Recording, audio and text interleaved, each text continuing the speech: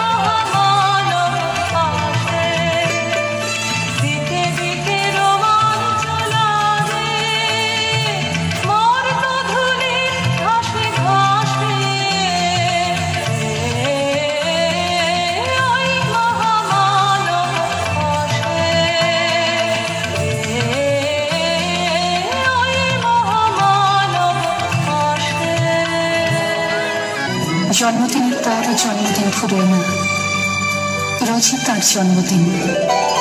25শে বৈশাখ রোজই, প্রতিদিন প্রতিনিয়তই তার সঙ্গে আমাদের চলাফেরা মেলামেশা। আমাদের হাতের লেখা রবি ঠাকুরের, কথা বলার ভাষা রবি ঠাকুরের, আমাদের প্রেমের চিঠিতে রবি ঠাকুর।